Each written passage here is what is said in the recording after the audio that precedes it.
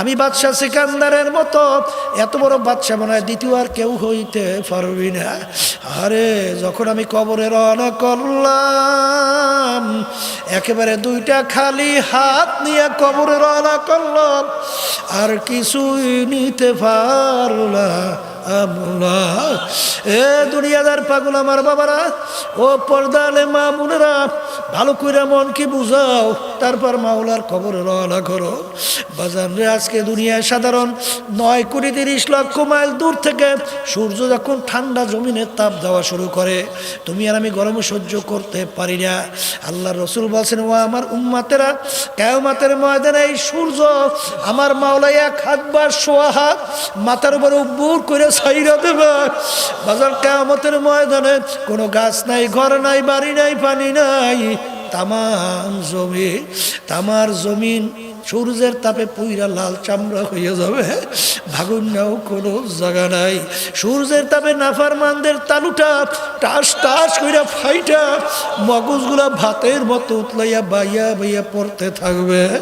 লা ইয়ামুতু ফিহা ওয়ালা ইয়াহইয়া, মানুষ বাঁচবেও না মরবেও না, মরণ তালাশ করে আর পাওয়া যাবে না। ওই সময় আল্লাহর রসুল হাউজে কাউসারের পাশে ছানটা তুইলা ডাক দেবে, আমার উম্মতেরা আসো আসো, তোমাদেরকে 1 গ্লাস হাউজে কাউসারের পানি পান করাই। 50,000 বছর সময়ের ভিতরে পানির পিপাসা লাগবে না। কোটি কোটি উম্মত দৌড় দেবে। বাজারে একটা পাগলা কুকুর যদি কাউকে কামড়াবার জন্য তাড়াইতে থাকে, ওই লোকটা পাগলা কুকুর থেকে বাঁচার জন্যে জানের শক্তি দিয়া দৌড় মারলো। সামনে থেকে একটা ঘরের দরজা খোলা, যদি ঘরের দরজায় ঢুকতে পারে, পাগল কুকুর থেকে কামড় থেকে বাইসা যাবে। দৌড়ে যখন দরজার সামনে গেল, ভিতর থেকে কে জানি টাস করে দরজাটা আটকাইয়া দিল। ওদিকে তো হা হা করতে করতে পাগলা কুকুর দৌড়ে আসতেছে। এই অবস্থায় ওই ব্যক্তির যে অবস্থা, তার সে 1000 কোটি গুণ বেশি মুসিবত কষ্ট হবে তার। যখন আল্লাহর হাবিব ডাক দেবেন, আসো, কোটি কোটি উম্মাত দৌড় মারবে। কতিপয় উম্মাতকে ফেরেশতারা পথের ভিতরে টাইনা টাইনা ধইরা রাখবে। তারা গলা ফাটা চিৎকার পাবে, ইয়া রাসূলুল্লাহ, ইয়া হাবিবাল্লাহ, আপনি আমাদেরকে আসতে বলছেন, ফেরেশতারা আসতে দেয় না। আল্লাহ রসুল বলবেন, ও কবরে যাওয়ার পরে শত শত বছর আল্লাহকে ডাকবেন, কয়টা নাকি আমলনামা জমা হবে? একটাও না। আর দুনিয়া মাজরাতুল আখিরাহ, এই দুনিয়াটাই হলো ওই আখিরাতের জিন্দেগির সম্বল, সম্পদ কামাই করার জায়গা। ওমাই ইয়ামাল মিসকালা যাররাতিন খায়রান ইয়ারাহ, ওমাই ইয়ামাল মিসকালা যাররাতিন শাররান ইয়ারাহ। আল্লাহ রাব্বুল আলামিন বলছেন, তোমার 1 জাররা পরিমাণ যদি নেকি থাকে, এর ফল তুমি ভোগ করতে পারবা। আর জাররা পরিমাণ যদি তোমার গুনাহও থাকে, তার ফল তোমার ভোগ করা লাগবে। কে বলছেন? জাররা কাকে বলে? একটা কাপড় ধুইয়া নিগড়াইয়া রোদ্রের ভিতরে যদি ঝাড়া দেয়, লক্ষ লক্ষ রেণু রেণু রেণু দেখা যায় না? ওই এক একটা রেণুকে বলা হয় জাররা। তাই জাররা পরিমাণ নেকি থাকলেও ফল ভোগ করা যাবে, জাররা পরিমাণ গুনাহ থাকলেও ফল ভোগ করা লাগবে। কিয়ামতের ময়দানে কোনো এক ব্যক্তি একটা নেকির জন্য ঠেকে পড়তে পারে না? কথা বলেন। সে বলবে, রব্বুল আলামিন সুযোগ দেন, কিয়ামতের ময়দানে ঘুরে দেখি নেকি সংগ্রহ করা যায় কিনা। রব্বুল আলামিন সুযোগ দেবেন। আল্লাহর বান্দা চিন্তা করবেন, দুনিয়ার ভিতরে আমার মায়ের চেয়ে আদরের, মায়ের চেয়ে আপন, নিঃস্বার্থভাবে দুনিয়ায় কাউকে যদি মহব্বত করে, মা সন্তানকে করে। মা না খাইয়াও সন্তানকে খাওয়ায়। এই সন্তান পায়খানা প্রস্রাব কইরা জায়গা ভেজাইয়া রাখছে, মা কিন্তু সন্তানকে শুকনো জায়গায় শোয়াইয়া, ভিজা জায়গায় মা সারা রাত ঘুমাইয়া থাকে। মায়ের কাছে যাইয়া দেখি একটা নেকি পাওয়া যায় কিনা। মায়ের কাছে সন্তান যাবে, মা কি উত্তর দেবে?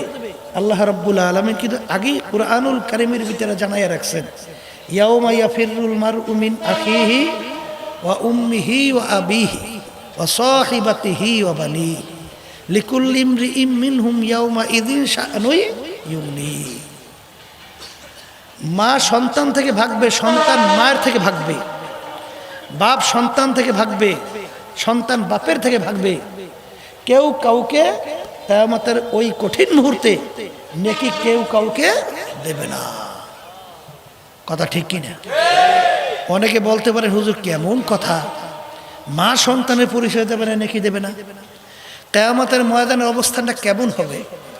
আল্লাহ রাসূল সাল্লাল্লাহু আলাইহি ওয়াসাল্লাম বলতেছেন, আয়েশা রে, কিয়ামতের ময়দানে সমস্ত মানুষ উলঙ্গ অবস্থায় উঠবে, ল্যাংটা, কাপড় চোপড় থাকবে না।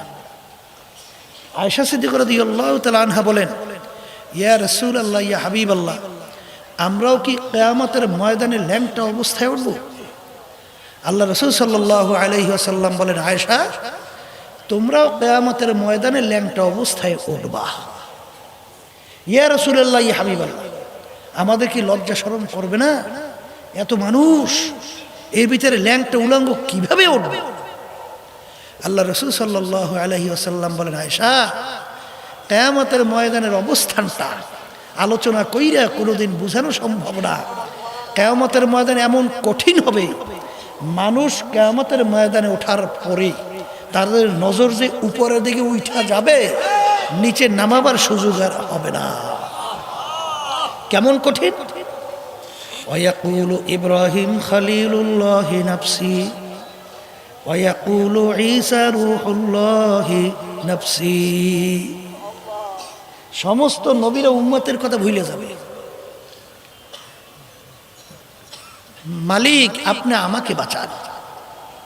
একমাত্র আপনার আমার নবী মুহাম্মদুর রাসূলুল্লাহ সাল্লাল্লাহু আলাইহি ওয়াসাল্লাম সেজদায় বইরে কাঁদবে আর বলবে, রব্বি হাবলি উম্মতি, মালিক আপনি আমার উম্মতকে বাঁচান। ওই কঠিন মুহূর্তে কেউ কাউকে নেকি দেবে কোনোদিন সম্ভব? কথা বুঝেন নাই? বুঝেন কি? নেকি দেবে কোনোদিন সম্ভব? তাহলে নেকি কামাই করার জায়গা কোথায়? হ্যাঁ, দুনিয়া। এই নেকিরই কিন্তু একটা বাজার, এই বেহেশতের বাগান। এখানে 3 দিন ব্যাপী চরমনের নমুনে আল্লাহর ফজলে প্রতিষ্ঠিত হয়েছে। সবাই বলেন আলহামদুলিল্লাহ। 3 দিন পর্যন্ত আমরা আলোচনা শুনতেছিলাম অনেক হক্কানি ওলামায়ে কেরামদের পবিত্র জবান থেকে। আল্লাহর রহমতে অনেকের তো বুঝ আইসে গেছে। এক আল্লাহর বান্দা বলতেছে, হুজুর আমি কালকে মাহফিলে আসছি, এমনভাবে আলহামদুলিল্লাহ আমার ভিতরে একটা ক্রিয়া তৈরি হয়েছে, মাহফিলে আসতে পারি না, অস্থির হয়ে গেছে। তাহলে বোঝা গেল আল্লাহ রাব্বুল আলামিন, আল্লাহ রাব্বুল আলামিন এই দিনের বুঝ আল্লাহ দান করছে। সবাই বলেন আল্লাহুম্মা আমিন। আল্লাহ আপনি আমাদের সবাইকে কবুল করেন। মাহমুদদের কথা শুনছি, যে পাগলের মতো সব কাজকর্ম ফেলাইয়া এই মহিলা প্যান্ডেলের ভিতরে এই অনেক বড় লোকরা, বহু আরাম প্রিয়রা আজকে এখানে কষ্ট করতেছে। আল্লাহ সবাইকে জাযায়ে খায়র দান করুক। আল্লাহ রাব্বুল আলামিন মাহফিল হেদায়েতের জরিয়া বানাক, ওসিলে আল্লাহ নাজাত করে জান্নাতের ব্যবস্থা করে দেন। কথা ঠিক কিনা? আমার আব্বাজান রহমাতুল্লাহি আলাইহি বলতেন, মাহফিল বুঝের জন্য। যারা আশেপাশেও দেখবেন দোকানপাটে, বিভিন্ন ঘরবাড়িতে এই টেলিভিশনের গান সেইরিয়া, কেউ বিভিন্ন মোবাইলে অশ্লীল ছবি সহ বিভিন্ন হারাম কাজের ভিতরে লিপ্ত, মাহফিল হইতেছে, এখানে আসলে তো ন্যাক হবে, গুণাতর হবে না। কথা ঠিক কিনা? তারা আসে নাই। আসে না? আসার কারণ বলেন বুঝের অভাব। বলেন কিসের জন্যে? হ্যাঁ, আর এই বুঝের জন্যই মাহফিলের ব্যবস্থা। এখন বুঝবে কারা? বলেন যারা মানুষ, মুখ খুলে বলেন। সুরাতে মানুষ, ভিতরটা কুত্তার চেয়েও খারাপ, এরা কিন্তু বুঝবে না। বুঝবে? তাহলে তা কেমন? আবু জাহাল, উতবা সাহেব, আবু লাহাব, এই মার্কারা কি বুঝছিল? আল্লাহর হাবিবের পবিত্র জবান থেকে দ্বীনের দাওয়াত, আল্লাহ রাসূল সাল্লাল্লাহু আলাইহি ওয়াসাল্লামের থেকে প্রায় 3032-এর মতো মুআজিজা প্রকাশ পাইছিল। কথা বুঝেন নাই? এই মুআজিজা আবু জাহাল সহ ওই মার্কারা দেখছে, শুনছে, ঈমান আনছে, হেদায়েত নসিব হইছে। একদিন আল্লাহর হাবিবের দরবারে একটা মায়ের কোলের দুধ পানকারী বাচ্চা, অর্থাৎ বাচ্চা মায়ের দুধ পান করে, আল্লাহ রসুলের দরবারে নিয়ে আসছে দোয়ার জন্যে। আল্লাহ রসুল সাল্লাল্লাহু আলাইহি ওয়াসাল্লাম বাচ্চাটাকে দেখে মিসকি মিসকি হাসতেছে। মিসকি মিসকি হাইসেই আল্লাহ রসুল সাল্লাল্লাহু আলাইহি ওয়াসাল্লাম বাচ্চাটাকে বললেন, হে বাচ্চা, বলো তো আমি কে? কাকে প্রশ্ন করছে? মায়ের দুধ পানকারী বাচ্চা। আল্লাহর কুদরত, বাচ্চার জবান খুলে গেছে। বাচ্চা আপনার আমার মতো কথা বলে। বাচ্চা বলেন, আপনি মুহাম্মদুর রাসূলুল্লাহ সাল্লাল্লাহু আলাইহি ওয়াসাল্লাম, আল্লাহর নবী। এই ঘটনা দেখাশোনার পরেও আবু জাহাল, উতবা সাহেব, আবুল হাব মার্কা ঈমান আনছে? হ্যাঁ। আল্লাহ রাসূল সাল্লাল্লাহু আলাইহি ওয়াসাল্লাম একদিন, আপনারা যে হজে গেছেন, আল্লাহর ঘরের পাশে জাবালে কুবায়স দেখছেন, আল্লাহর ঘরের পাশেই পাহাড়। সেই তলদেশে আল্লাহ হাবিব সাল্লাল্লাহু আলাইহি ওয়াসাল্লাম কাঁদতেছে। আবু জাহাল উটের পিঠে পাশ থেকে যায়, দেখে ভাতিজা কাঁদে। আল্লাহ রাসূল সাল্লাল্লাহু আলাইহি ওয়াসাল্লাম চিন্তা করলে না, আবু জাহাল চিন্তা করলো যে ভাতিজা মনে হয় বাপ নাই মা নাই, এই দুঃখে কাঁদতেছে। বলে, ভাতিজা তুমি কেন কাঁদতেছো? ওঠো আমার সঙ্গে উটের পিঠে ওঠো। এক পর্যায়ে তাকে জোর জবরদস্ত করে উটের পিঠে উঠাইছে। আবু জাহাল সামনে, আল্লাহ রসুলকে বসাইছেন পিছনে। এখন উটকে চলতে বলে, উট তো দুই পা সামনে আটকাইয়ে দাঁড়াইছে, উট সামনে যায় না। আবু জাহাল জোরে বাড়ি দিয়ে বলে, উঠ চল। উটের জবান খুলে গেছে। আল্লাহর কুদরত। উট আপনার আমার মতো কথা বলে। উট ডাক দিয়ে বলে, আবু জাহাল তুমি সামনে, পিছনে কাকে নেছো? সরদার দো জাহান মুহাম্মদুর রাসূলুল্লাহ সাল্লাল্লাহু আলাইহি ওয়াসাল্লাম। ও আবু জাহাল, তুমি থাকবে সামনে আর সরদার দো জাহান থাকবে পিছনে, আর আমার উটের হুঁশ থাকতে, জান থাকতে, জীবন থাকতে আমি সামনে যাব? কখনোই হবে না। সরদার দো জাহানকে সামনে আনো, নাহলে আমার এক পাও সামনে চলবে না। বাধ্য হইয়া আল্লাহ রসুলকে সামনে নিয়ে আসছে। উট তো চলছে, সরছে তো ছোটার মতো, এমন বিদ্যুৎ বেগে দৌড় শুরু করছে। আবু জাহালকে, ব্যাপার কি, একটু থাম, তুই না করে অ্যাক্সিডেন্ট করবি, তো তোর হুশ হুশ নাই। বলে, বুঝি টুজি না, আজকে অ্যাক্সিডেন্ট মোর মুন্ডা বাঁচবো জানি না। আমার পিঠে কে উঠছে জানো? সরদার দো জাহান আমার পিঠে উঠবে। আমি কোনোদিন উঠ জীবনও কল্পনা করতে পারি নাই। আজকে আমার হুশ নাই, আমি চলতে থাকবো, কি হবে তা জানি না। মোত্তালেবের সামনে নিয়ে ফেলাইস, বলতেছে, আমার এই ভাতিজা আমাদের বংশের জন্য একজন গৌরব হবে, একে খুব যত্ন সহকারে লালন পালন কইরে। নিয়ে ফেলাইস, সব দেখছে, বুঝছে। আবু জাহাল ঈমান আনছে না? বুঝছে না? বুঝছে? তাহলে এরকম আবু জাহাল মার্কা আল্লাহর হাবিবের জামানায় ছিল, মাঝখানে গেছে, বর্তমানে নাই। বর্তমানেও আছে, কিয়ামত পর্যন্ত থাকবে। এরা কিন্তু বুঝবে না, ঠিক কিনা? এরা বুঝবে। এই বাংলাদেশে কিন্তু অভাব নাই, এই সংখ্যার অভাব নাই। এই জন্য আমার বাজানদেরকে বলবো, মানুষের সুরাত আকৃতি হইলে মানুষ হওয়া যায় না। মানুষ ভিন্ন জিনিসের নাম। জোরে বলেন কথা, ঠিক কিনা? বলে তা কেমন?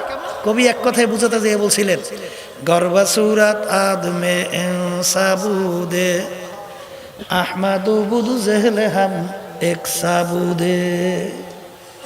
মানুষের সুরাত আকৃতি হইলে মানুষ হওয়া যায় না। যদি হইতই, আল্লাহ রাসূল সাল্লাল্লাহু আলাইহি ওয়াসাল্লামের হাত মোবারক ছিল দুইটা, আবু জাহাল তার হাত ছিল দুইটা, আল্লাহর হাবিবের পা মোবারক দুইটা, আবু জাহিল্লার পাও দুইটা। কানের দিক থেকে অঙ্গ কোনো প্রত্যঙ্গে কোনো পার্থক্য আছে? কিন্তু আল্লাহ রসুলের নাম শুনলে দুরূদ পড়া ওয়াজিব হয়ে যায়। কথা বলেন না কেন? আর আল্লাহ রসুল সাল্লাল্লাহু আলাইহি ওয়াসাল্লামের নাম শুনলে দুরূদ পড়া কি হয়? আর আবু জাহিল্লার নাম শুনলে লাআনাতুল্লাহি আলাইহি, আল্লাহর গজব বড় বড় পড়ছে, আরো বেশি বেশি পরিমাণে পড়ুক। কথা ঠিক কিনা? তাহলে বোঝা গেল মানুষের আকৃতি সুরাত হইলে মানুষ হওয়া। তাহলে মানুষ কাকে বলে, এইটা কিন্তু বোঝার জন্যই মাহফিলের ব্যবস্থা। কথা ঠিক কিনা? আল্লাহ রাসূল সাল্লাল্লাহু আলাইহি ওয়াসাল্লাম বলেন, মানুষ কাকে বলে? আলা ইন্না ফিল জাসাদি মুদগাহ ইযা সালুহা সালুহাল জাসাদু কুল্লু ওয়া ইযা ফাসাদাত ফাসাদাল জাসাদু কুল্লুহু আলা ওয়াহিয়াল কলব। আল্লাহ রাসূল সাল্লাল্লাহু আলাইহি ওয়াসাল্লাম বলছেন প্রত্যেকটা মানুষের ভিতরে একটা গোশতের আল্লাহর কুদরতি গোশতের টুকরা আছে। বলেন প্রত্যেকটা মানুষের ভিতরে আল্লাহর কুদরতি একটা গোশতের টুকরা আছে। এ কিন্তু আমি বলি নাই, সরদার দোজান বলছেন, আমি শুনাইতেছি। আল্লাহ রাসূল সাল্লাল্লাহু আলাইহি ওয়াসাল্লাম বলতেছেন ওই গোশতের টুকরাটা যার ভালো হয়ে যায় ওই মানুষটা এক পর্যায়ে ফেরেশতার চেয়েও সম্মানিত হয়ে যায়। আর ওই গোশতের টুকরাটা খারাপ হইতে হইতে এক পর্যায়ে এক শ্রেণী মানুষ কুত্তা শিয়াল শুয়ারের চেয়েও খারাপ হয়ে যায়। ওই গোশতের টুকরার নাম হলো কলব। বলেন মুখস্থ করেন, গোশতের টুকরার নাম কি? তাহলে এখন মুখস্থ করে বাড়ি যাওয়া লাগবে। কলেজার গোশতের টুকরা ভালো সে ভালো মানুষ।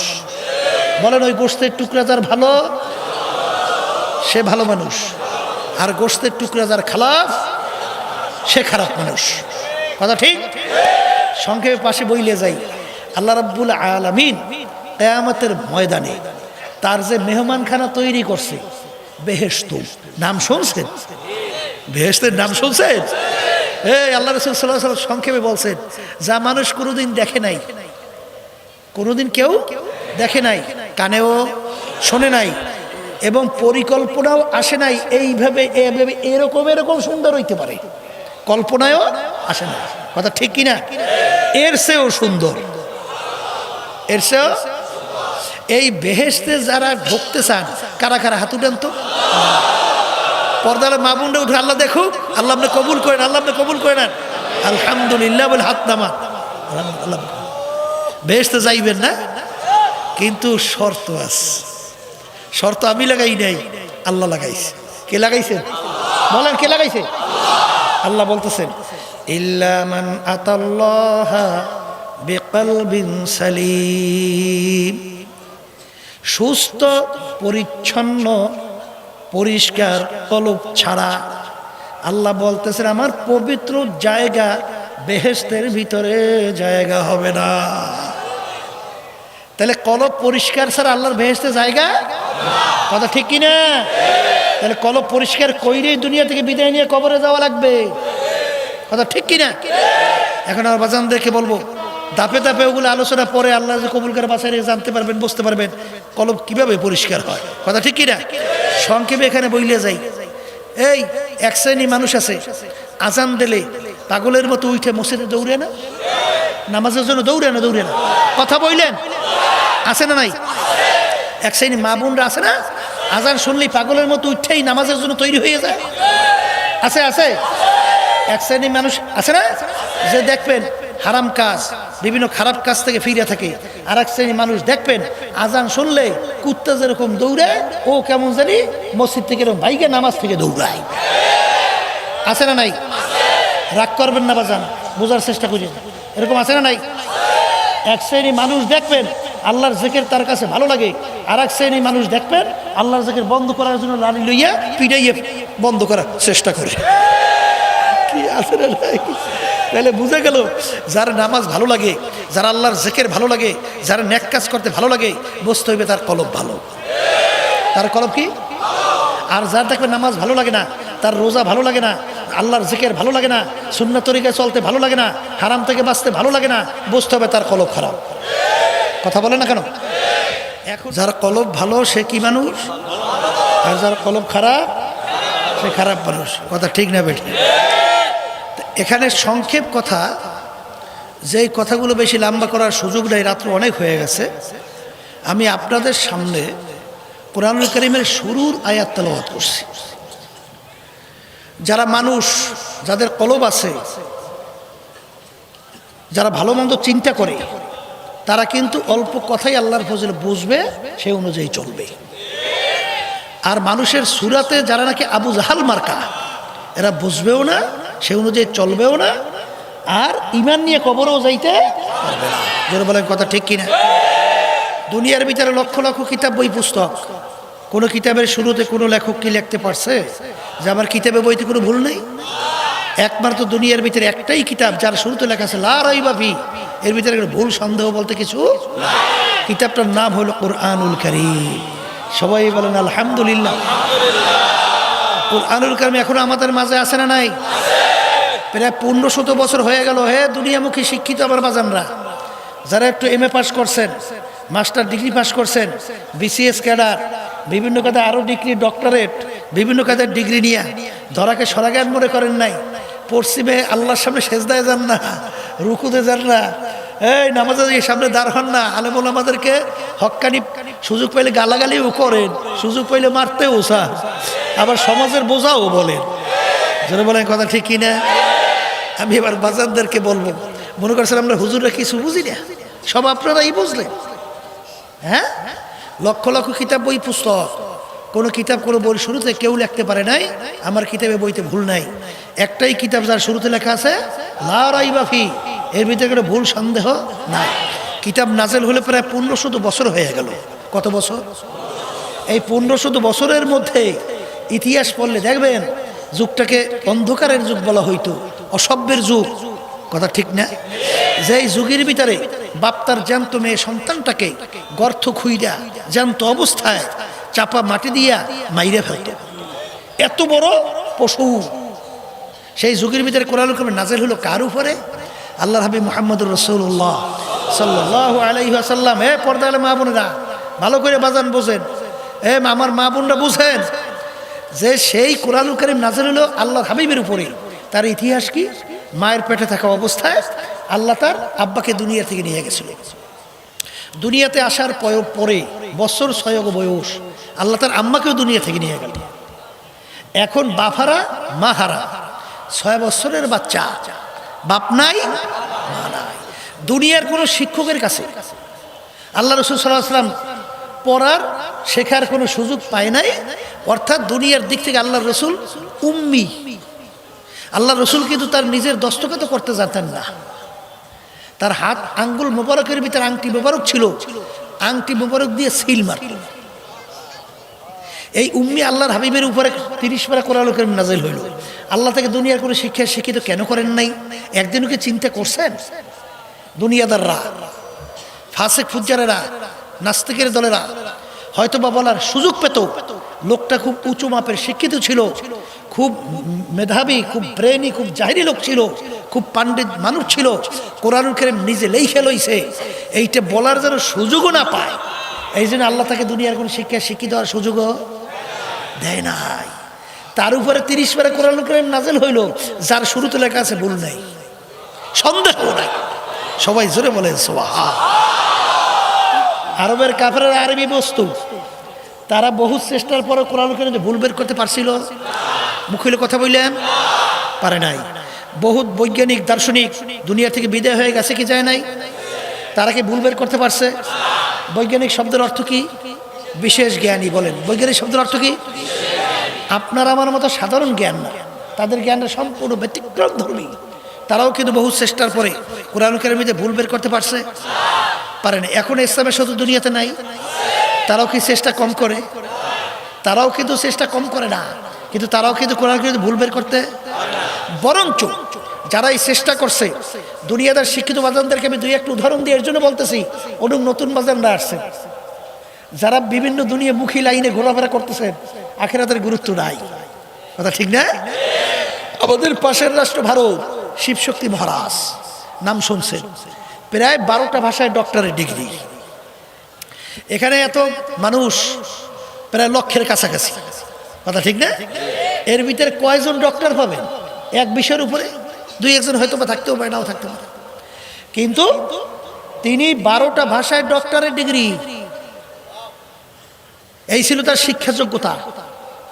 সম্পদের দিক থেকে প্রায় শত শত কোটি টাকার মালিক, 3টা আশ্রমের মালিক ছিল বিদ্যাবংশ।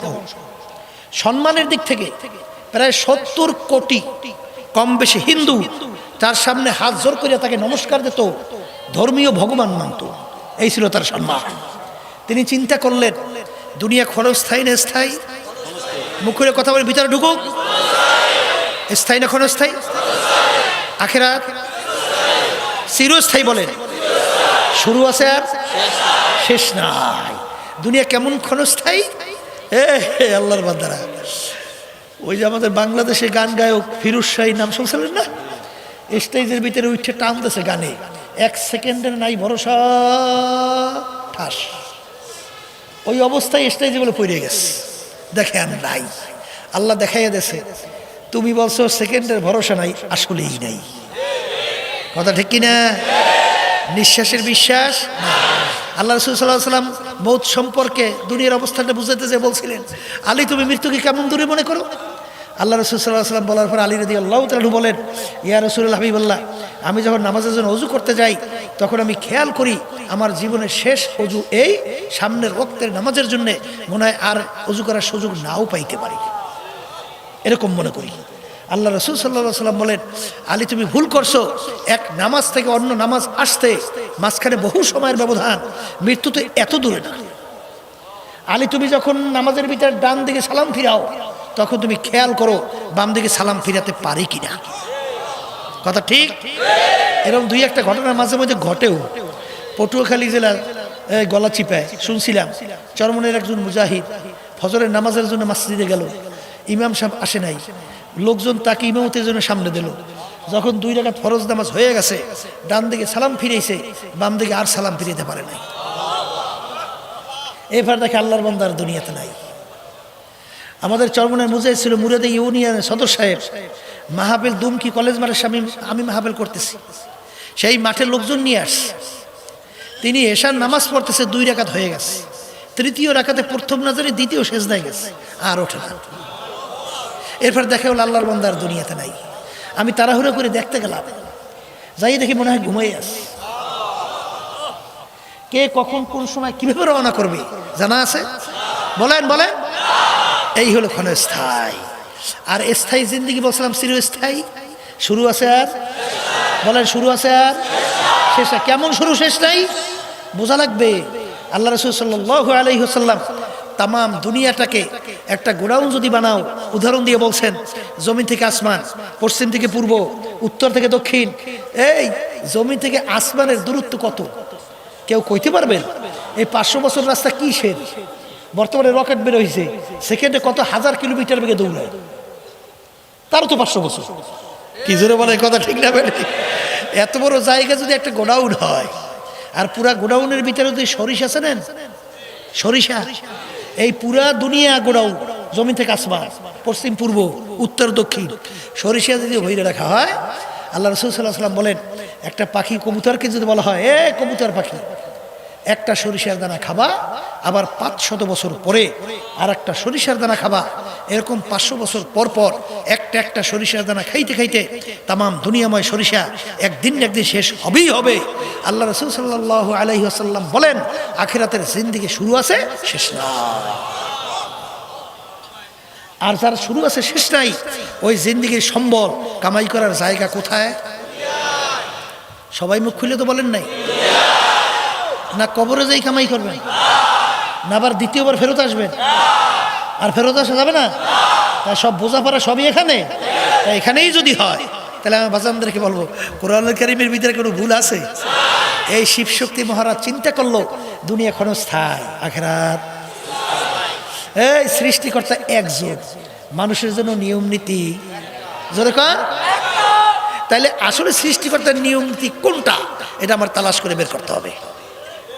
তিনি তো বিভিন্ন ভাষায় ডক্টরেট ডিগ্রি, তিনি বিভিন্ন খ্রিস্টান, ইহুদি, অন্যান্য ধর্মাবলম্বী তাদের যে কিতাব আছে সেই কিতাব সম্পর্কে তিনি রিসার্চ করলেন। কোরআনুল কারীমে তিনি বসতো, তিনি কোরআনুল কারীমে রিসার্চ করছেন। কইরা দেখে একমাত্র দুনিয়ার ভিতরে সৃষ্টিকর্তার কিতাব বর্তমানে যেটা এখন রয়ে গেছে তার নাম হইল কোরআনুল কারীম। এই ধর্মের নাম হলো ইসলাম, আর কিতাবের নাম হলো কোরআনুল কারীম। তিনি সিদ্ধান্ত নিলেন মুসলমান হয়ে যাবে। তার মুসলমান হওয়া এত সহজ, যে কোনো মুহূর্তে বুলেট তার বুকে ঢুকবে, এইটাই স্বাভাবিক। তাকে সরকার রাখবে, সম্পদ থাকবে, সব বাজে। এই আল্লাহর বান্দারা, সম্মান থাকবে, তাও থাকবে না। এমনকি স্ত্রী বাচ্চা কাচ্চা থাকবে, আত্মীয় স্বজন, তাও থাকবে না। তারপরেও তিনি সিদ্ধান্ত নিয়েছেন মুসলমান হবেই হবে।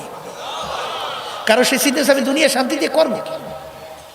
রাত্রে ঘুমাই আস, ঘুমের ঘরে দেখে সরদার দো জাহান মুহাম্মদ রাসূলুল্লাহ সাল্লাল্লাহু আলাইহি ওয়াসাল্লাম ঘুমের ঘরে তার পাশে এসে বলতেছে, কি চিন্তা করো, পড়ো কালেমা তাইয়্যিবা লা ইলাহা ইল্লাল্লাহু মুহাম্মাদুর রাসূলুল্লাহ সাল্লাল্লাহু আলাইহি ওয়াসাল্লাম। ওই একই রাত্রে আল্লাহ রসুল তার স্ত্রীকেও কলেমা পড়াইয়া মুসলমান বানাই দিয়া চইলা গেল। পরদিন ভোরে উঠিয়া প্রকাশ পাইল, শুকরিয়া আদায় করে, মালিক আপনার দরবারে কোটি শুকরিয়া, আপনি আমাদেরকে মুসলমান বানাইয়া দিছে। পরে নাম রাখছিল ডক্টর ইসলামুল হক, বাংলাদেশে আসছিল। এরশাদ সাহেব যখন প্রেসিডেন্ট ছিল, অনেকে দেখছেন কিনা জানি না, বিভিন্ন জেলায় জেলায় ঘুইরা ঘুইরা দিনের দাওয়াত দিয়া ভারতের চাপে যখন থাকতে পারে নাই, মালয়েশিয়া চলে গেছিল, হায়াত শেষ কবরে চলে গেছে। আল্লাহ তাআলা তাদের বেহেশতে বলন্দ করুন। আলোচনার মাধ্যমে কি বুঝলেন? কোরআন কারীম সত্য। আমি আসতে বলি, আপনাদের আসতে বলেন, ব্যাপার সত্য। জোর করে বলেন ভিতরে ঢুকুক। কোরআন কারীম যদি সত্য হয়, আমার বাজানদেরকে বলবো, পর্দা আলে মা বোনদেরকে বলবো, বাজান ওই কোরআনুল কারীমে আল্লাহ রাব্বুল আলামিন বলছেন, যারা ঈমান আনছে, আল্লাহকে বিশ্বাস করে, ইয়া আইয়ুহাল্লাযীনা আমানু দুখুলু ফিস সিলমি কাফা, হে ঈমানদাররা, যারা আমাকে বিশ্বাস করো, দ্বীনের ভিতরে পুরাপুরি ভাবে ঢুইকা যাও। সবাই জোরে বলেন সুবহানাল্লাহ। আল্লাহ কাদেরকে বলছেন? এই আয়াতের শানে নজুল মনে রাখেন। কোন অবস্থার পরিপ্রেক্ষিতে আয়াত নাযিল হইছে? বলেন আব্দুল্লাহ ইবনে সালাম রাদিয়াল্লাহু তাআলা আনহু, তার শানে এই আয়াত নাযিল হইছে। আব্দুল্লাহ ইবনে সালাম রাদিয়াল্লাহু তাআলা আনহু, তার শানে এই আয়াত নাযিল হইছে। এই শানে নজুল মনে রাখেন সংক্ষেপে। আব্দুল্লাহ ইবনে সালাম রাদিয়াল্লাহু তাআলা প্রথম বর্ষে ইহুদি ধর্মের লোক ছিল, পরবর্তীতে মুসলমান হয়ে গেছে। ইহুদি ধর্মের ভিতরে ধর্মীয় উটের গোশত হারাম। যেমন আমরা মুসলমান ধর্মের ভিতরে কুত্তার গোশত খাওয়া, হ্যাঁ, ইহুদি ধর্মের ভিতরে ধর্মীয় উটের গোশত খাওয়া। এখন আমরা কুত্তার গোশত খাই না, ওর প্রতি আমাদের ঘৃণা আছে না? তাই আব্দুল্লাহ ইবনে সালাম রাদিয়াল্লাহু তাআলা আনহু উটের গোশতের প্রতি তার ঘৃণা আছে না নাই? মুসলমান হওয়ার পর ঘৃণা তো যায় না, গেছে। এখন মুসলমানদেরকে বলতেছে, আমার মুসলমান ভাইরা, আমি যখন ইহুদি ধর্মের মধ্যে ছিলাম, উটের গোশত ধর্মীয় হারাম, আমি ওটাকে হারাম জানছি, খাই নাই, প্রমাণ করে দেখাইছি। এখন আমি মুসলমান হয়ে গেছি, মুসলমান ধর্মের ভিতরে উটের গোশত খাওয়া হালাল, আমি ওটাকে হালাল জানি, কিন্তু যেহেতু কোনোদিন খাই নাই, এই জন্য আমার খাইতে ঘৃণা লাগে। তোমরা খাও। হালাল কিন্তু জানছে, খাইতে কি লাগে? ভালো করে বুঝছেন, হালাল কিন্তু জানছে, খাইতে কি লাগে? এই এতটুক শব্দের পরিপ্রেক্ষিতে আল্লাহ রাব্বুল আলামিন এই আয়াত নাযিল করে, হে আব্দুল্লাহ ইবনে সালাম, আমার হালালকে হালাল জানলে হবে না, খাইয়া প্রমাণ করে দেখানো লাগবে, নালে এই মুসলমানিতে আমার দরবারে কোনো কাজ হবে না। কি বুঝলেন? একটা লোক মসজিদের ভিতরে এক পা, বাহিরে আর এক পা। কেউ কিন্তু বলবে না লোকটা পুরা মসজিদের মধ্যে, কেউ কিন্তু বলবে না লোকটা পুরা বাহিরে, বলবে লোকটা মসজিদেও না বাহিরেও না, মাঝামাঝি জায়গায় আছে। জোরে বলেন কথা ঠিক কিনা? মা আতাকুমুর রাসূলু ফাখুযুহু ওয়া মা নাহাকুম আনহু ফান্তাহু। আল্লাহ রাব্বুল আলামিন তার রসুলকে পাঠাইছেন, জাহানিয়া পাঠাইছেন পুরাপুরি ধরো, যার থেকে নিষেধ করছেন পুরাপুরি ছাড়ো। কি কথা বলেন না কেন? ছাত্র যদি 10 সাবজেক্টে পরীক্ষা দেয়, কথা কিন্তু বাংলা বাংলা সংক্ষেপ, ছাত্র কয় সাবজেক্টে পরীক্ষা? 9 সাবজেক্টে 99 নম্বর, 9 সাবজেক্টে 99 নম্বর, এক সাবজেক্টে ফেল। ছাত্র ফার্স্ট ক্লাস ফার্স্ট না? হ্যাঁ, ছাত্র কি এক সাবজেক্ট ফেলের কারণে ছাত্র কিন্তু। আর 10 সাবজেক্টে গড়ে যদি 33 করে নম্বর, ছাত্র। ভালো করে বোঝা লাগবে। আমার এখনো মনে আছে, আমার সাথে আমার এক ছাত্র ভাইয়ের সাথে পাল্লা ছিল ক্লাসের মধ্যে, কিনা ফার্স্ট হইবে কিনা সেকেন্ড হইবে, পরীক্ষা দিতে আসি বলছে। এখন আমার পাশের যে, এখন সে তো দেখছি মূল পেপার শেষ করে লুজ পেপার নেছে। লুজ পেপার বোঝেন তো, অতিরিক্ত। এখন আমি তো এই সময় লুজ পেপার নিতে পারিনি, আমি মনে হচ্ছে এইবার আর পারলাম না, মনে হয় সে হাফেজ খলিল করে নামা ছিল, সে মনে হয় ফার্স্ট হয়ে গেল। রেজাল্ট বেরিয়েছে আমি ফার্স্ট। ব্যাপার কি? আমার একটু সন্দেহ হয়েছে যে আমি পিসে হুজুরের ছেলে, এই জন্য হুজুর আমার নাম্বার বেশি দিল, এটা আমার সন্দেহ হয়েছে। তাই হুজুর কাছে আমি জিজ্ঞেস করি, হুজুর আমি যে দেখলাম আমার পাশে বসে হাফেজ খলিল আমার সে বেশি লেখে, কিন্তু নাম্বার আমি বেশি হইলাম কেমনি? বলে কে তোমার সন্দেহ হয়? বলে হুজুর সন্দেহ হয়। তাই হুজুর আমাকে নিয়ে গেছে, নিয়ে আমার পেপারটা আর হাফেজ খলিলের পেপারটা দুটোটার সামনে আসে, আর প্রশ্নটা নিয়ে আসে। প্রশ্ন বলতেছে এই যে প্রশ্নটা, এইটার ভিতরে নাম্বার কত? আমি বলি 20 নম্বর। বলে এটার জুস কয়টা, অংশ কয়টা? বলে 4টা। বলে 4টা অংশ জুস 20 নম্বর ভাগ করো, কত করিয়া? 5। হাফেজ খলিল এক জুজের উপরে লিখতে লিখতে 4 পৃষ্ঠা। কথা বাংলা ভালো করে বলছে। আর এক জুজের উপরে 2 লাইন। আর তুমি প্রত্যেকটা জুজের উপরে তুমি সুন্দর মতো স্বাভাবিক উত্তর দেছো। এখন ওইটা আমি 5 নম্বরই দিলাম, আর একটা যেটা লাগছে 2 লাইন, সেটা কয় নম্বর দেব? আর তোমার তো 3 নম্বর দিতে দিতে আর নাম্বার বেশি হয়ে গেছে। নাম্বার ভালো করে বোঝা লাগবে। এক সিনেমার বাজানরা আছে, এক বিষয়ের উপরে আলহামদুলিল্লাহ অনেক নম্বর, আর এক বিষয় 0। বলেন কথা ঠিক না ভাই? কথা ঠিক। হে আল্লাহর বান্দারা, পর্দা আলে মা বোনা, আল্লাহর রসুলের মৌলিক 4টা কাজ ছিল। যারা বলেন কয়টা? মুখস্থ করেন, বেশি মনে থাকবে না। 1 নম্বর মুখস্থ করেন দাওয়াত, 2 নম্বরে তালিম, 3 নম্বর তাজকিয়া নফস, 4 নম্বর জিহাদ। 4 নম্বর এই 4টা কাজ একত্রে প্রতিটা মুসলমানের ভিতরে থাকা লাগবে। কথা ঠিক কিনা? দাওয়াত যদি না দেন, মানুষ দিন সম্পর্কে কিভাবে জানবে, দিনের পথে কিভাবে আসবে? দাওয়াত দেওয়া লাগবে কিনা? এই মাহফিলে আপনারা জমা হয়েছেন, দাওয়াত দেওয়া লাগছে না? কথা বলে না কেন? এইবারে এই প্রতিটা মুসলমান মহিলা পুরুষ ইলমে দ্বীন শিক্ষা করা ফরজ।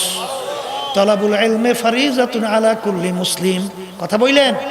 আল্লাহ রাসূল সাল্লাল্লাহু আলাইহি ওয়াসাল্লাম বলছেন প্রত্যেকটা মহিলা পুরুষ তাদের ইলমে দ্বীন শিখা। কথা ঠিক। এক শ্রেণী আমার বাবারা আছে, দেখা যায় অনেক সময় চরমনায়ের মুরিদ, বহুদিন পর চরমনায় সাজা করে, বহুদিন পর্যন্ত, অনেক পুরান। যদি জিজ্ঞাসা করি বাজান এর সূরা ফাতিহাটা পড়েন তো, এখন পড়তে যাইয়া মুখ তো বিভিন্ন যারা ঠিক মতো সহিভাবে পড়তে পারে না, তাই না? মুখ কি কায়দায় চাপাচাপি করে, ঠিক মতো তো পড়তে পারে না। সেই বাসান ব্যাপার কি? সূরা ফাতিহা সহি নাই। আচ্ছা কুল হুয়াল্লাহ সূরা পড়েন তো, হ্যাঁ পারে না। আচ্ছা বলেন তো নামাজ কবুল হওয়ার জন্য, নামাজ হওয়ার জন্যে এই সহিভাবে তেলাওয়াত করা, কেরাত পড়া ফরজ না ওয়াজিব না সুন্নাত? মুখ খুলে কথা গান। ওদিকে দেখবেন এত চালু, ব্যবসার ব্যাপারে খুব পটু, কোটি কোটি টাকা কিভাবে কামাই করতে সেভাবে পটু, কিন্তু সূরা ফাতিহা 4টা ছোট সূরা, কোরআন কারিমের ভিতরে ছোট 4টে সূরা নাই? হ্যাঁ, সূরা ফাতিহা সহ 5টা যদি আপনি সহি করতে পারেন, আজীবন ঘুরে ঘুরে আপনি নামাজ পড়বেন, আল্লাহর ফজলে আপনার নামাজ সহি। ঠিক কিনা? এতটুকু শিখবেন না? হ্যাঁ, এই কোনটা ফরজ, কোনটা ওয়াজিব, কোনটা সুন্নাত, কোনটা হারাম, কোনটা মাকরু তাহরিমা, কোনটা মাকরু তানজি, এটা শেখা লাগবে না? কথা বলেন না কেন? তাহলে আপনি দিনের পথে চলবেন কেমনে? এগুলো শেখার জন্যে আব্বাজান রহমাতুল্লাহি আলাইহি তিনি বয়স্ক ট্রেনিং কোরআনুল কারীমের প্রতিষ্ঠান করে গেছেন। যদি আল্লাহর রহমতে 15 দিন কেউ যদি 2 ঘন্টা করে সময় দেন, এক দিন 2 ঘন্টা, তাহলে আল্লাহর ফজল করবে আপনি একজন আলেম হইতে পারবেন। আপনি একজন আলেম হইতে পারবেন। আর আপনি আলেম না হইলে আপনি জাহেল তো আর বেহেশতে যাবে না। জোরে বলার কথা ঠিক কিনা? এ ব্যাপারে মোটেও পারে না। যদি জিজ্ঞাসা করে হুজুর কইয়ে না, ও এত কষ্ট, ওদিকে দেখবেন টাকা পয়সা কামাই করার ব্যাপারে রাত্র দিন ঘুম নাই, এই ব্যাপারে কিন্তু ফটু। ঠিক কিনা? ইলমে দ্বীন শিক্ষাও ফরজ। বলেন ইলমে দ্বীন শিক্ষাও ফরজ। বলেন ইলমে দ্বীন শিক্ষাও ফরজ। 3 নম্বর তাজকিয়া নফস, একেবারে বাংলা অর্থ বলেন আত্মশুদ্ধি। বলেন আত্মশুদ্ধি সুন্নাত, কথা কয় না? বলেন এটাও ফরজ। এটাও কি? আত্মশুদ্ধিটা কি? সংক্ষেপে বইলে যাই, এই কলবের যে কথা বলছি, ওই কলবের কতগুলো রোগ আছে, এই রোগগুলো দূর করাও। জোরে কান। এর ভিতরে বড় একটা রোগের নাম হইলে বলেন তাকাব্বুরি। আর একটা রোগের নাম হলো হিংসা। এই হিংসার আগুনে কিন্তু বাংলাদেশ খাইল, আছে না নাই? এই আল্লাহর রহমতে চরমনাই আলাদা। আব্বাজান রহমতুল্লাহ থাকালীন সময় আমরা পরিষ্কার বলি, কোরআন এবং হাদিসের বাইরে যদি আমাদের কোনো কার্যক্রম থাকে, আমাদের কোনো চাল চলন থাকে, আল্লাহর রাস্তায় আপনারা ধরাইয়া দেবেন। এই না ধরাইয়া এক শ্রেণীর বর্তমানে চরমনের বিরুদ্ধে না করলে মনে হয় ওর পেটের ভাত হজম হয় না, আছে না নাই? এটা কি হিংসা না? জোরকার হিংসা না? এই হিংসা করে কোনো লাভ আছে? কি লাভ আছে? যেই বাতি আমার মাওলা জ্বালাবে ওই বাতি নিবাবার শক্তি দুনিয়ার কোনো শক্তি না। ওই বাতি যদি তুমি নিবাতে চাও, তোমার নিজের সোস মোস পুইরা ধ্বংস হবা, কিন্তু ওই বাতি কোনোদিন নিবানো যাবে না।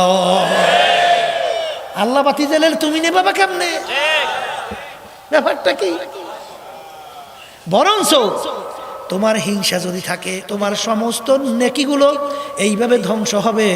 আল্লাহ রসুল বলছেন ইয়াকুলুল হাতাব নারুল হাতাব। আল্লাহ রসুল সাল্লাল্লাহু আলাইহি ওয়াসাল্লাম বলছেন বোঝাইকৃত লাকড়ি এক পাশ থেকে যদি আগুন ধরাইয়া দেওয়া হয়, ওই আগুন যেরকম সমস্ত লাকড়ি পুইরা শেষ করে, এরকম ওই হিংসার আগুনে তোমার সমস্ত নেকি জ্বালাইয়া তোমার আমল নামা খালি কইরা দেয়। হিংসা করে লাভ কি? আর আমরা তো পরিষ্কারই বলছি, আমাদের ভুল হলে ধরাইয়া দেন, কথা কান না কা? হ্যাঁ, এই কলবের রোগ এটা দূর করা ফরজ। দূর করা কি? 4 নম্বরে বলছিলাম জিহাদ। 4 নম্বরে এই বর্তমানে কিন্তু এই নিয়ে খুব ঝামেলা। এক শ্রেণীর জিহাদকে শুধু তেতালি বলতে চায়, বুঝছেন? এছাড়া কোনো জিহাদ নাই, কথা ঠিক না? আর আল্লাহ রাসূল সাল্লাল্লাহু আলাইহি ওয়াসাল্লাম একটা সোজা বাংলায় বলেন, মান রাআ মিনকুম মুনকারান ফালিয়ুগাইয়িরহু বিয়াদিহি ফাইন লাম ইয়াস্তাতি ফাবিলিসানিহি ফাইন লাম ইয়াস্তাতি ফাবিকলবিহি ওয়া যালিকা আযফুল ঈমান। আল্লাহ রাসূল সাল্লাল্লাহু আলাইহি ওয়াসাল্লাম বলেন, অন্যার বিরুদ্ধে তোমার যদি শক্তি থাকে, অন্যকে হাত দিয়া ফিরাও। নালে কোন এই সহি হাদিস সহি না?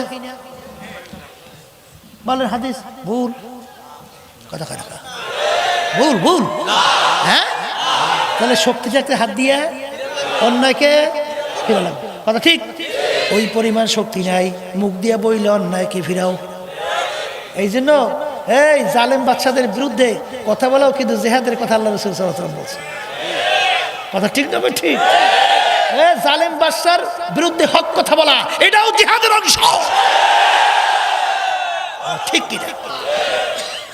বাজানদেরকে বলবো ভালো করে বুঝছেন, যদি ওই পরিমাণ শক্তি না থাকলে মনে মনে পরিকল্পনা করো কিভাবে অন্যায়কে ফিরানো যায়। কিন্তু বর্তমানে কিন্তু আমরা অনেকে ব্যাখ্যা করি যে মনে মনে ঘৃণা করো, এইটা কিন্তু ঠিক না।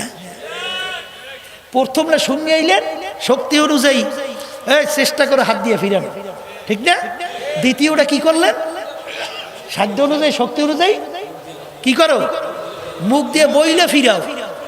আর তৃতীয় নম্বরে মনে মনে ঘৃণা করো, মনে মনে পরিকল্পনা করো কিভাবে ফিরানো যায়। কথা বোঝেন? এই পরিকল্পনা না থাকলে তো কোনো পরিবর্তনই ঘটবে না, ঠিক না?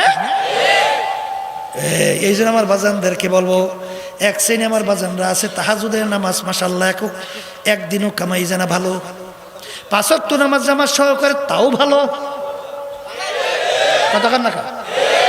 দান সদকা কম করে না তাও কিন্তু ভালো। হ্যাঁ, এই আল্লাহর বান্দারা জুলুম করে না, মিথ্যা বলে না তাও কিন্তু ভালো। ওদিকে সমাজের মধ্যে অন্যায় এমন ভাবে সয়লাভ হয়ে গেল, আল্লাহু আকবার, সুদে ভরা, ঘুষে ভরা, আল্লাহর বিরুদ্ধাচারণকারী অর্থাৎ আলেম ওলামাদেরকে ধ্বংস করার জন্য বিভিন্ন কায়দায় কায়দায় সমাজে রন্ধ্রে রন্ধ্রে ঢুকে গেছে না নাই? আলেম ওলামা হক্কানি গালি দেওয়ার মতো আছে না নাই? কি? হ্যাঁ বাজান, বর্তমানে যে সংবিধান আছে, সংবিধানের ভিতরে দেখবেন কোরআনুল কারীমের শত শত আয়াতের উল্টা কইরা সিদ্ধান্ত নেওয়া হয়, কথা কান না? কথা ঠিক না? ঠিক। এখন আমি বসে বসে তাহাজ্জুদ পড়ি, কপালে দাগ পরাইছি, আর অন্যের বিরুদ্ধে আমি শক্তি আছে কথা বলার, তাও বলেন না। এই মনে মনে পরিকল্পনা করে না কিভাবে ফিরানো যায়। আল্লাহ রাসূল সাল্লাল্লাহু আলাইহি ওয়াসাল্লাম বলছেন যালিকা যাফুল ঈমান, ঈমানের দুর্বল অবস্থা। এত ঈমানের সাথে সম্পর্ক, কির সাথে সম্পর্ক বলেন, জোরে বলেন, কির সঙ্গে? ঈমানের সাথে সম্পর্ক। বনে ইসরাইলের ঘটনা জানেন, আল্লাহ রাব্বুল আলামিন ফেরেশতাদেরকে বলে জমিন উল্টাইয়ে ধ্বংস করে দাও। রব্বুল আলামিন জমির ভিতরে এমন একটা তোমার বান্দা 24 ঘন্টা আল্লাহ তোমার ইবাদত ছাড়া, তোমার জিকির ছাড়া খালি থাকে না, তাকে কি করব? আল্লাহ রাব্বুল আলামিন তাকে সহ জমিন উল্টাইয়ে ধ্বংস করো। রব্বুল আলামিন কিছুতে বুঝলাম না, ঘটনা কি?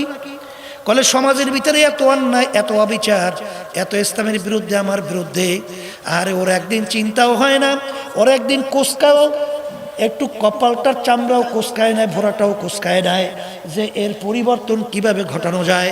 এর জন্য ওকে সহ জমিন উল্টাইয়া ধ্বংস করে দাও। এক হাদিসের ভিতরে আর আল্লাহ রাসূল সাল্লাল্লাহু আলাইহি ওয়াসাল্লাম বলছেন, যার ভিতরে জেহাদি প্রেরণা নাই, ওর মৃত্যু হবে মুনাফিকের মৃত্যু। এক শ্রেণী আমার বাজানরা আছে, একটু নামাজ পড়ে, একটু জোর রাখে, একটু কপালে দাগ পড়ছে, মাশাল্লাহ, সবই তো ভালো, খারাপ তো কিছুই না। কিন্তু তোমার আমার নামাজ দিয়ে আল্লাহ করবে কি?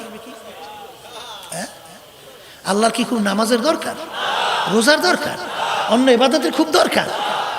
ভালো করে বোঝা লাগবে, ভালো করে বোঝা লাগবে। সাবজেক্ট 10, 9 সাবজেক্টে করে 100 নম্বর পাইছো, এক সাবজেক্টে ফেল, সব ফেল, সব কিন্তু ফেল। জোরে বলেন কথা ঠিক কিনা? আমি তো অনেক সময় বলি, আছে বাংলাদেশে শতকরা প্রায় 92 জনের মতো মুসলমান বসবাস করে, 92 জনের মতো। আলেম ওলামা, তলেবে ইলম সংখ্যা লক্ষ লক্ষ, ঠিক কিনা? ঢাকা বাংলাদেশের রাজধানী, ঢাকাকে বলা হয় মসজিদের নগরী, নগরী বলা হয় ঢাকা শহরকে। এই দেশের ভিতরে আজান শুনে বাচ্চাদের ঘুম ভাঙে, আজান শুনে বাচ্চারা মায়ের কোলে ঘরে যায়, ঠিক না বেঠিক? সেই দেশের মধ্যে আজকে নাস্তিকদের দৌরত্ব, ওদের গলা এমনভাবে বাড়ছে, মনে হয় যেন বাংলাদেশে আস্তিক বলতেই নাই। কথা ঠিক কিনা? আজকে যদি ওলামায়ে কেরাম সহ দিনদার কলেমাকে মুসলমানরা আজকে বাতিলদের বিরুদ্ধে, অন্যায়ের বিরুদ্ধে যদি আওয়াজ তুলতো, ওরা বাংলার জমিন থেকে ভাগবার টাকা তালাশ করে বাংলার জমিনে বলেন, কথা ঠিক না বেঠিক? কিন্তু আজকে সুবসা বইয়া শুধু বাজার সেজদা দিলেই হবে না, অন্যায়ের বিরুদ্ধে অবস্থান তৈরি করা লাগবে, ঠিক কিনা? এই জন্য আমার বাজানদেরকে বলবো, বর্তমানে কিন্তু দলের মতের অভাব নাই, বহুত কিন্তু বের হইছে, ফেরকার অভাব নাই। বর্তমানে কিন্তু একদল আবার বাইরে এরা ইমাম মানে না, জোরে বলেন কথাটা কিনা? এরা আবার নাম দিয়েছে আহলে হাদিস। আমরা বলি আহলে হাদিস তো না, আহারে হাদিস। কথা ঠিক না? ঠিক। কত বড় একটা কথা, আহলে হাদিস যদি হয় তাহলে কোরআন বাদ হয়ে যায় না? কথা কাটা, তাহলে কোরআন বাদ হয়ে যায় না? তাহলে আর একটা গ্রুপ বাইরে যাবে না, আহলে কোরআন। কথা কাটা, তাহলে আর একটা বাইরে আহলে কোরআন বাইরে যাবে না, বাইরে যাবে না, তাহলে বোঝা গেল আহলে কোরআন। হ্যাঁ শুনছি, বেরোইস, কথা ঠিক না? এই আল্লাহর বান্দারা, এরা আবার দেখবেন টুক করে ইয়াদ, দেখছেন না, বাঁধে না? আর যদি নাবির নিচে কেউ হাত বাঁধে, মনে হয় মুসলমানই না, বলে কি বলে না? সর্বনাশ। পকেটের ভিতরে আবার দেখবেন বুখারী শরীফ হাদিসও রাখে, ঠিক না? ওরে পাগলের দলেরা। ইমামুল আজম আবু হানিফা রাহমাতুল্লাহর খবর জানো? জানো 7 লক্ষর মতো হাদিস তার শুধু মুখস্থই ছিল। তোমার কয়খান হাদিস মুখস্থ আছে? হ্যাঁ, একখারও নাই। তাহলে তুমি খালি বুখারী শরীফ হাদিস পড়ো? শোনেন, বুকের উপর হাত বান্দার হাদিসও আছে সহিহ, আবার নাভির নিচে হাত বান্দার হাদিসও আছে, সেটাও সহিহ। ওমর রাদিয়াল্লাহু তাআলা বলছেন তাহতা সুররা, তোমরা হাতকে নাভির নিচে বাঁধো। এখন এই দুই হাদিসের ভিতরে আপনি সামঞ্জস্যতা কিভাবে তৈরি করবেন? আর বুকে বাঁধলে তো নাভির নিচে হাতের হাদিস তো বাদ হয়ে যায়, আর কেমন করবেন? এখন সমাধানের জন্য লাগবে না লাগবে না? এখন আপনি কয়েকখান হাদিস জানা আছে যে আমার সমাধান দেবেন? এই সমাধান দিতে হলে তো যার লক্ষ লক্ষ হাদিস জানা, সে তো সমাধান দেবে। বলার কথা ঠিক না? এই মহিলাদের সদর বুক, মহিলাদের সদর কই কথা কর না কা? তাহলে মহিলারা হাত বাঁধবে বুকের উপরে, আর পুরুষের সদর হচ্ছে নাভির নিচ, আর পুরুষের হাত বাঁধবে নাভির নিচে। তোর হাদিসের আমল হইল কি হইল না? হ্যাঁ, কথা বলার সময় বাজান বুঝা শুই না কইয়ে দেখবেন যারা এই ধরনের কথা বলে এদের দেখবেন দাড়ি সব ছোট ছোট। এই কথা ঠিক? তাই তুমি হাদিস নিয়ে চলতেছো, আল্লাহ রাসূল সাল্লাল্লাহু আলাইহি ওয়াসাল্লাম বলেন তুলুল লিহিয়া, তোমরা দাড়িকে লম্বা করো, কাসরু শাওয়ারে, মুছকে খাটো করো। এক মুষ্টি পরিমাণ এর উপরে দাড়ি ছাটা কারণ সম্পূর্ণ হারাম। তা আপনি হাদিস নিয়ে ঘুরতেছেন, আপনার দাড়ি লম্বা হয় না কেন? আবার দেখবেন প্রায় যারা নাকি এই ধরনের কাজ করে একবার দেখবেন প্রায় ফুল প্যান্ট পরা, আবার দেখবেন হাফ শার্ট পরা। হ্যাঁ, এইটা হাদিস থেকে পাইছে না? ফুল প্যান্ট পরা কথা কয় না, হাদিসে পায় না। তাই এই যে ফ্লাইং শার্ট, হাফ শার্ট, এইবার কি জানি আরো শার্ট কয় না, হ্যাঁ, টি শার্ট, গাইনি শার্ট, এই যে অনেক কিছু আছে, এসব হাদিস থেকে পাইছে না? হাদিস থেকে পায় নাই। এই আল্লাহর বান্দারা, আল্লাহ রাসূল সাল্লাল্লাহু আলাইহি ওয়াসাল্লাম হাদিসের ভিতরে জামার কথা কি বলছেন, টুপির কথা কি বলছেন, দাড়ির কথা কি বলছেন, এই আমলটা করো না কেন? ব্যাপারটা কি?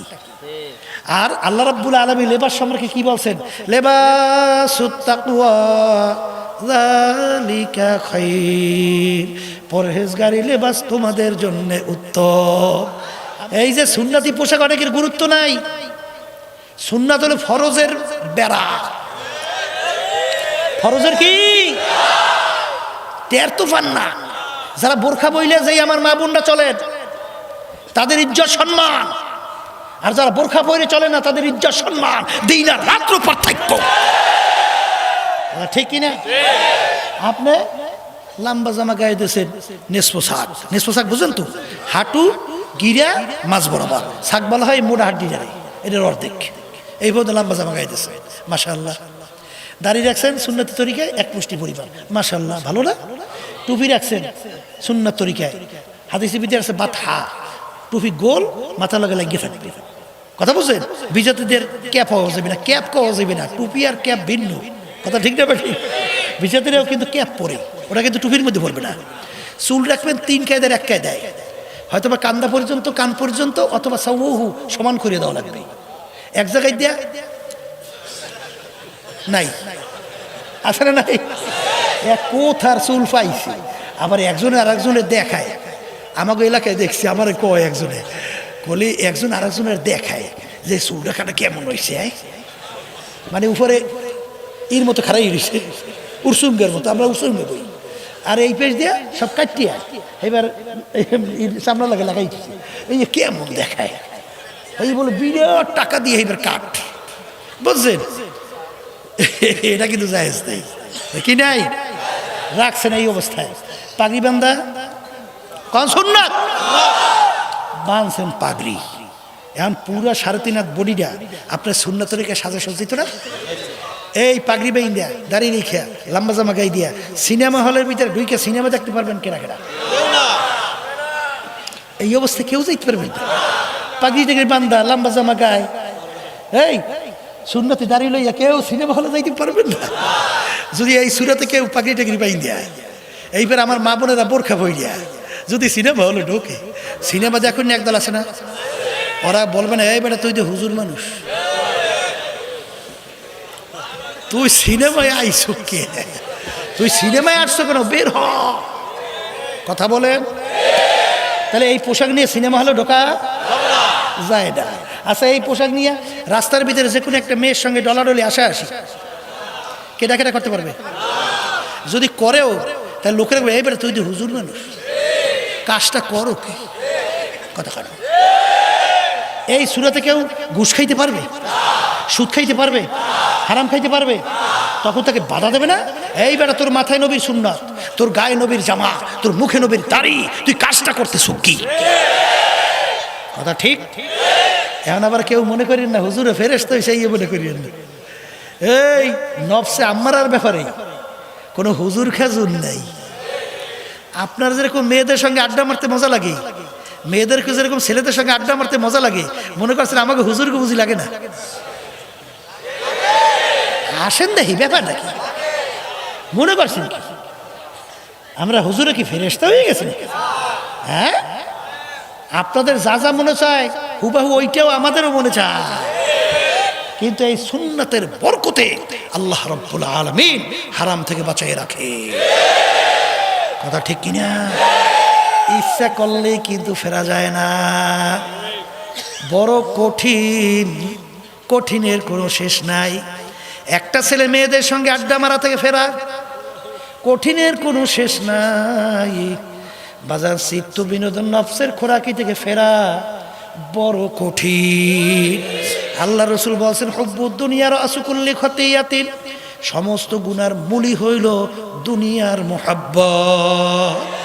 এই দুনিয়ার মুহাব্বত সমস্ত গুনার মূল।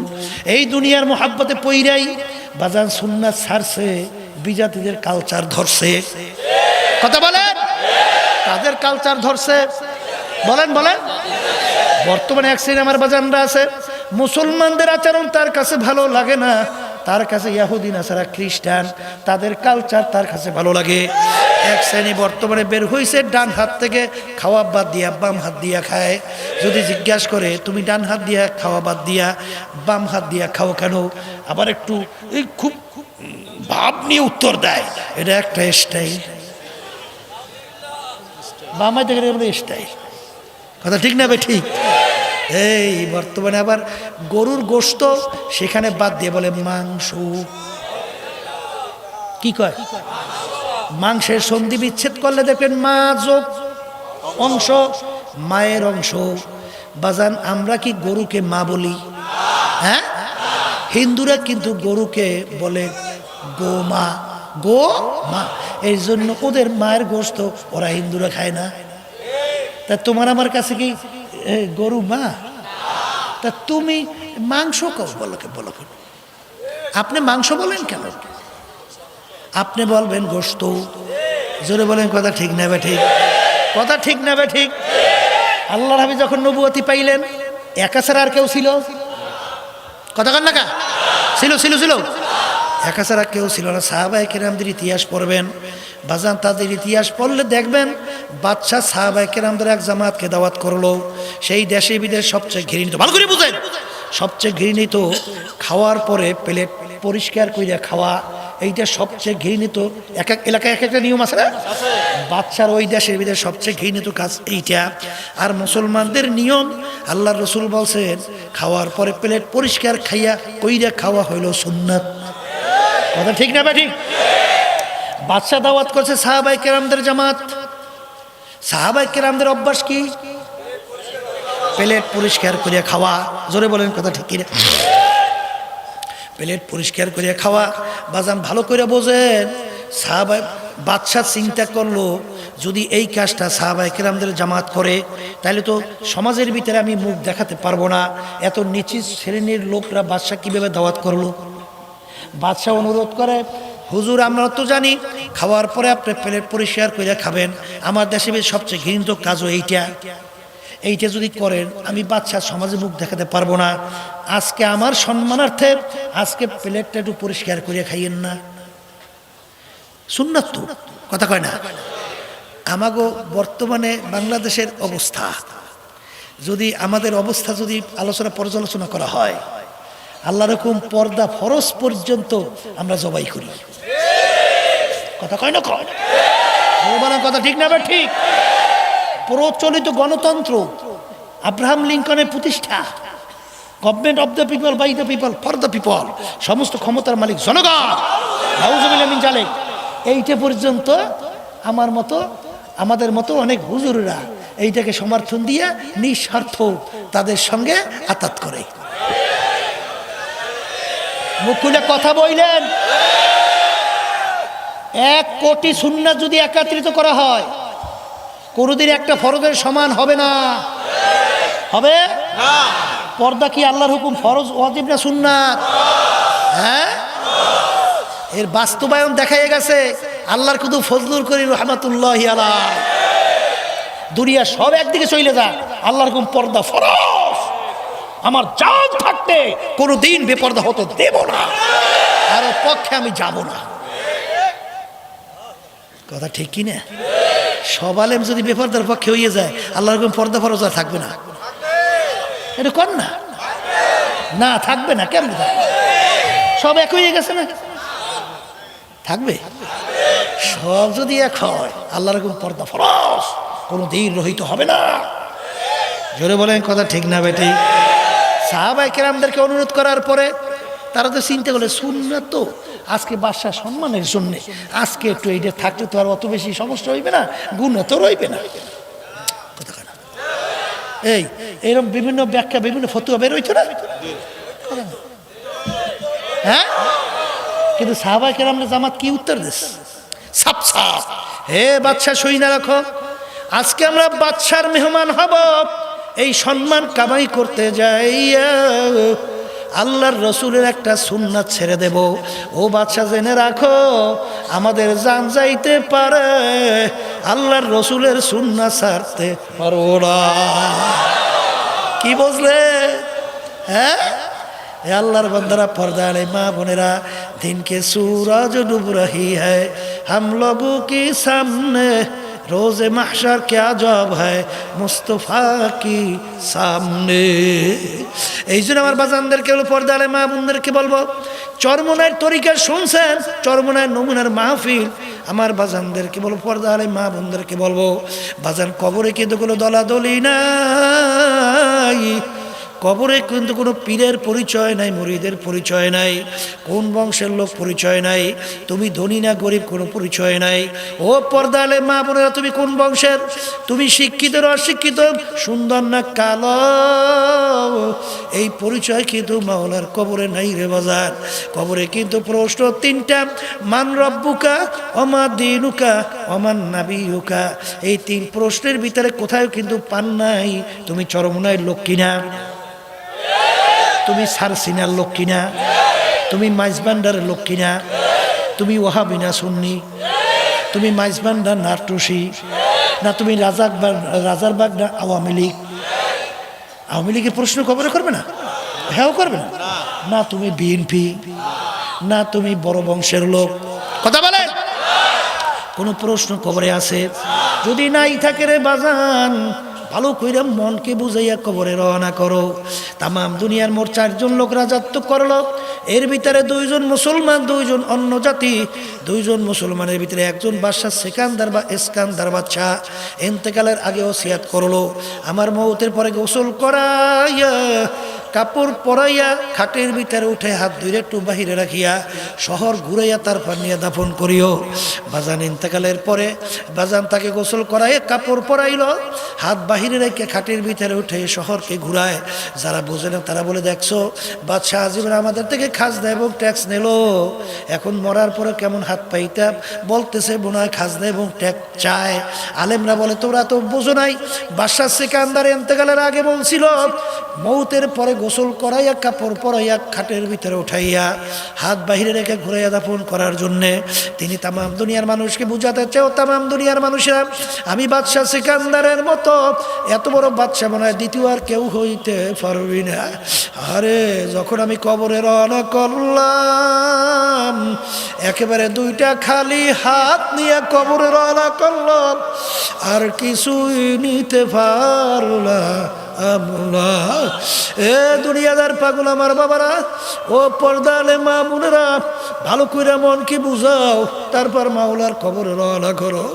বাজান রে, আজকে দুনিয়ায় সাধারণ 9,30,00,000 মাইল দূর থেকে সূর্য যখন ঠান্ডা জমিনে তাপ দেওয়া শুরু করে, তুমি আর আমি গরম সহ্য করতে পারি না। আল্লাহর রাসূল বলেছেন, ও আমার উম্মতেরা, কিয়ামতের ময়দানে এই সূর্য আমার মাওলা 1 হাত বা 1.25 হাত মাথার উপরে উব্বুর করে ছাইরা দেবে। বাজার কিয়ামতের ময়দানে কোনো গাছ নাই, ঘর নাই, বাড়ি নাই, পানি নাই, তামার জমিন সূর্যের তাপে পুইরা লাল চামড়া হয়ে যাবে, ভাগুন নাও কোনো জায়গা নাই। সূর্যের তাপে নাফরমানদের তালুটা টাস টাস কইরা ফাইটা মগজগুলা ভাতের মতো উতলাইয়া বাইয়া বাইয়া পড়তে থাকবে। লা ইয়ামুতু ফিহা ওয়ালা ইয়াহইয়া, মানুষ বাঁচবেও না মরবেও না, মরণ তালাশ করে আর পাওয়া যাবে না। ওই সময় আল্লাহর রাসূল হাউজে কাউসারের পাশে ছানটা তুইলা ডাক দেবে, আমার উম্মতেরা আসো আসো, তোমাদেরকে এক গ্লাস হাউজে কাউসারের পানি পান করাই। 50,000 বছর সময়ের ভিতরে পানির পিপাসা লাগবে না। কোটি কোটি উম্মত দৌড় দেবে। বাজারে একটা পাগলা কুকুর যদি কাউকে কামড়াবার জন্য তাড়াইতে থাকে, ওই লোকটা পাগলা কুকুর থেকে বাঁচার জন্যে জানের শক্তি দিয়া দৌড় মারলো। সামনে থেকে একটা ঘরের দরজা খোলা, যদি ওই ঘরের দরজায় ঢুকতে পারে, পাগল কুকুর থেকে কামড় থেকে বাইসা যাবে। দৌড়ে যখন দরজার সামনে গেল, ভিতর থেকে কে জানি টাস করে দরজাটা আটকাইয়া দিল। ওদিকে তো হা হা করতে করতে পাগলা কুকুর দৌড়ে আসতেছে। এই অবস্থায় ওই ব্যক্তির যে অবস্থা, তার সে 1000 কোটি গুণ বেশি মুসিবত কষ্ট হবে তার। যখন আল্লাহর হাবিব ডাক দেবেন আসো, কোটি কোটি উম্মাত দৌড় মারবে। কতিপয় উম্মাতকে ফেরেশতারা পথের ভিতরে টাইনা টাইনা ধইরা রাখবে। তারা গলা ফাটা চিৎকার পাবে, ইয়া রাসূলুল্লাহ, ইয়া হাবিবাল্লাহ, আপনি আমাদেরকে আসতে বলছেন, ফেরেশতারা আসতে দেয় না। আল্লাহ রাসূল বলবেন, ও ফেরেশতারা আমার উম্মতকে ছেড়ে দাও, এক গ্লাস হাউজে কাউসারের পানি পান করাবো। 50,000 বছরের ভিতরে সময় আর পানির পিপাসা লাগবে না। তখন ফেরেশতারা ডাক দেবে, ইয়া রাসূলুল্লাহ, ইয়া হাবিবাল্লাহ, এই আপনার উম্মত আপনার সুন্নাত দাড়ির উপরে অস্ত্র লাগাইছে। ওরা আপনার সুন্নাত তরিকা অনুযায়ী চলে নাই, ওরা পর্দা করে নাই, ফরজ ঠিকমতো আদায় করে নাই, আল্লাহর হুকুম অনুযায়ী ঠিকমতো চলে নাই, আপনার তরিকা অনুযায়ী ঠিকমতো চলে নাই। আল্লাহ এবং আপনার রাসূল, আল্লাহ এবং আপনার নিয়ম নীতি আদর্শ বাস্তবায়নের জন্য চেষ্টা করে নাই। ওরা মানব রচিত কুফরি তন্ত্র মন্ত্র বাস্তবায়নের জন্য পিছনে পিছনে দৌড়াইছে। এই কথা বলার পর আল্লাহর হাবিবের দিল মুবারকে কষ্ট লাগিয়া যাবে। আল্লাহ রাসূল বলবেন, সুকাত সুকাত, দূর হ দূর হ, এ নাফরমান, তোরা আমার উম্মত। এই জন্য আমার বাজানদেরকে বলবো, পর্দা আলে মা বোনদেরকে বলবো, ওই দিন রাত্রের জন্য অপেক্ষা করতে থাকো, যেদিন তোমার বাড়ির পাশের মাইকে ঘোষণা হইতে থাকবে, বাড়িওয়ালা নাই রে বাড়ি,